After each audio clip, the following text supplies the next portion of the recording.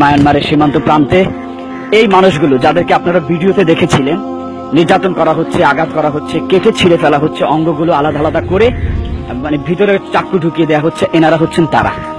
এরা সবাই আমাদের মা বোন। আর দু চোখে যদি না দেখেন আপনি বিশ্বাসই করতে পারবেন না ভিডিও বার্তায় কি পরিমাণ দেখেছেন। এই ছোট ছোট বাচ্চাগুলো, এদেরকে দেখে জীর্ণ শীর্ণ মনে হচ্ছে।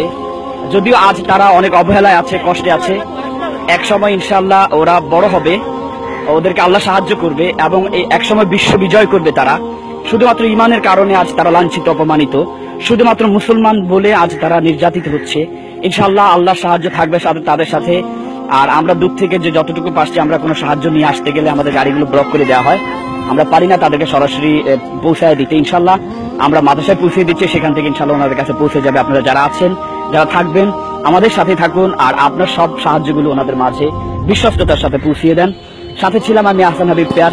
চলুন একটা মিনিট কথা বলে দেখি ওনাদের যে কোনো একজন ওনাদের দুঃখের খবরটা কেমন ছিল। আপনারা কি একজন কথা বলতে পারবেন? মানে যে কোনো একজন, শুধু মানে আপনারা কেমন ছিলেন বলেন। মানে আপনারা ওখান থেকে যখন আসছিলেন কেমন কষ্ট নিয়ে আসছিলেন?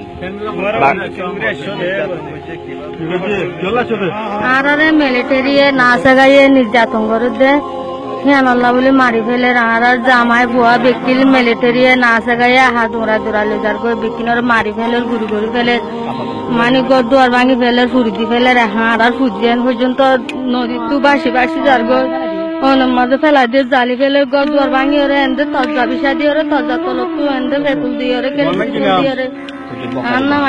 যাই হোক, উনি যে কথাগুলো বলছেন নিশ্চয়ই আপনারা অনেকে কথাগুলো বুঝতে পারছেন। উনি বলতে চাচ্ছেন ওনার স্বামী, সন্তান, সংসার সব জ্বালিয়ে পুড়িয়ে আঙ্গার করে দিয়েছে। ওরা কেউ পৃথিবীতে বেঁচে নেই, শুধুমাত্র নিজের দেহটা নিয়ে, ইমানটাকে নিয়ে উনি এই পর্যন্ত বেঁচে আছেন। কিন্তু এই বেঁচে থাকা যেন আরেকটা জ্বলন্ত কয়লা।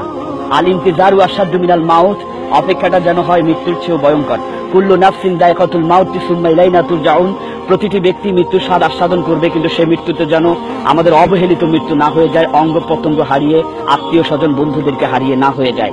এই প্রত্যাশা রাখবো বিশ্ব মিডিয়ার কাছে, আপনারা আর একটি প্রাণও আপনাদের হাতে যেন না চলে যায়। আর যারা আমরা মুসলমানরা আছি, আমরা সবাই যদি তাদের প্রান্তে এসে পৌঁছে যাই, ইনশাআল্লাহ এরা কেউ দুঃখে থাকবে না, কষ্টে থাকবে না। আমি যেরকম শান্তিতে ঘুমাই, ওনারাও একদিন শান্তিতে ঘুমাবেন। এগিয়ে আসুন আপনার সহযোগিতার হাত বাড়িয়ে। আমরা কারো কাছে ভিক্ষা চাচ্ছি না, এটা তাদের অধিকার, এটা আমাদের মুসলিমদের অধিকার। আমরা আপনাদের কাছে অধিকারটুকু চাই। সাথে ছিলাম আমি আহসান হাবিব পেয়ার, AHP TV, ঢাকা। আল্লাহ হাফেজ।